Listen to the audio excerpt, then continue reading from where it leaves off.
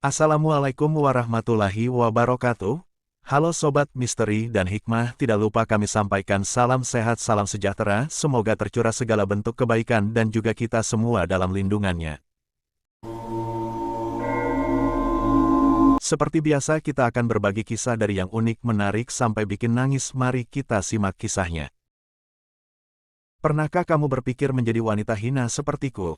Sang wanita malam, pelacur, wanita murahan, kupu-kupu malam, wanita jalang, apapun sebutannya. Ketika kata-kata ajaib itu terdengar, maka aku haruslah menebalkan telinga kiri dan kanan, tanpa perlu lagi memperdulikan omongan orang. Hidup adalah hidup, hidup haruslah berjalan dengan atau tanpa kehormatan. Apakah dunia ini kejam? Adakah kamu hanya mengeluh ketika kamu perlu makan? Setidaknya aku tidak mencuri milik orang, aku hanya menjual apa yang bisa aku jual. Apapun penilaian orang, biarlah aku jalankan. Hakim kehidupan memang ada di kiri dan kanan, tapi bisakah selain menghakimi mereka memberiku makan? Lastri melamun sendirian di warung remang-remang, menanti kalau-kalau ada pelanggan yang datang, sebuah perkampungan kumuh yang terkenal dengan kehidupan malam. Letaknya jauh dari keramaian, lampu kerlap-kerlip menghiasi sepanjang jalan. Musik tarling terdengar berdebam, dengan suara sember yang sangat pas-pasan. Dari beberapa wanita dengan berbagai macam gaya dan dandanan, mereka membuang waktu sembari menunggu pelanggan yang datang. Siang hari, Lastri menjadi tukang cuci. Di pemukiman mewah sekitar sini, dia punya cita-cita tinggi. Kalau uang terkumpul, ia ingin naik haji. Biarkan saja aku dicaci maki kanan-kiri, karena cita-citaku yang aneh ini. Tapi aku tidak mencuri, aku hanya menjajakan diri sendiri, aku juga tidak korupsi, istilah itu asing bagi si bodoh ini.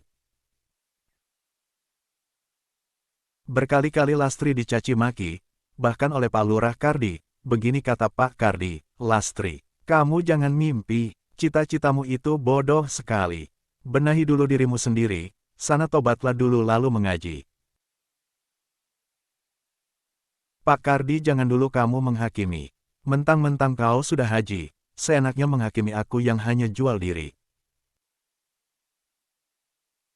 Aku juga mau ngaji, asalkan wargamu tak memandangku jijik. Kemarin aku dicaci maki, gara-gara pakai jilbab mau ikut ngaji, tak pantas katanya aku ngaji, tambah Lastri.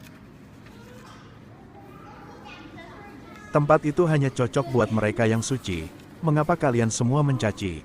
Pandai sekali menghakimi, coba kalian tanya kepada Nabi, bolehkan kalian berbuat begini? Suatu malam ada ceramah di lapangan, Pak Lurah Kardi berkoar-koar, dengan mulutnya yang lebar, bicara tentang kebenaran, memandang Lastri dengan mata nanar. Menyinggung tentang wanita, wanita jalang, jauhi dia karena merusak lingkungan.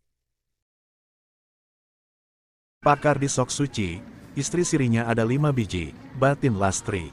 Penonton manggut-manggut membenarkan, Lastri pergi dari kerumunan, lalu pulang ke rumah kontrakan. Malam itu juga ia angkat kaki, sebelum masa menghakimi. Tak taunya puluhan orang sudah menghadangnya di jalan, menyiraminya dengan air selokan, Lastri diarak sepanjang jalan. Sampai ia kelelahan, Lastri pingsan, ditolong seseorang, dibawa menjauh dari perkampungan. Ternyata yang menolong seorang tante girang, yang memiliki bisnis hiburan malam. Memang nasib Lastri tak jauh-jauh dari kehidupan malam, di sana ia menjadi primadona pelanggan.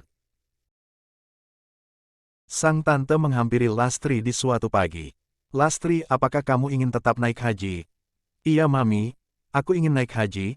Apakah mimpi ini terlampau tinggi?" tanya Lastri. "Tidak Lastri, semua orang punya mimpi. Tahukah kamu, ada seseorang yang baik hati ingin sekali bertemu denganmu malam nanti. Temani ia sampai pagi, bayarannya tinggi sekali, ia pelanggan di sini. Lumayan uangnya kau kumpulkan untuk naik haji nanti." "Baiklah Mami, Lastri mau sekali." Lastri di kamar hotel. Dandanannya mempesona, parasnya ayu dengan baju yang bagian dadanya terbuka. Lastri telah bersiap untuk menemui tamunya, pasti seseorang yang luar biasa. Pintunya tak dikunci, ia duduk seorang diri, memandangi suasana Jakarta di malam hari. Tiba-tiba seseorang mengelus punggungnya.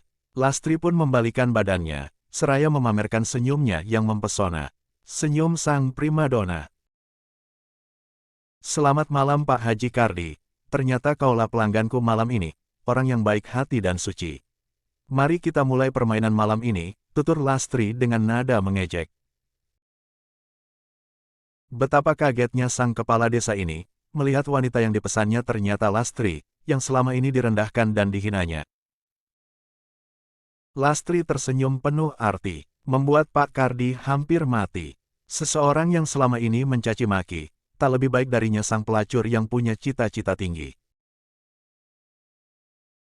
Ah, setidaknya mulutku tak pernah mencaci, apalagi menganggap diriku sok suci. Urusan dosa biarlah perhitungannya sama sang kuasa nanti, kalau aku mati. Apa salahnya pelacur sepertiku punya cita-cita ingin naik haji? Semoga kita bisa mengambil hikmah dan pelajaran dari kisah ini. Kisah ini kami kutip dari Kompasiana, link kisah ada di deskripsi video.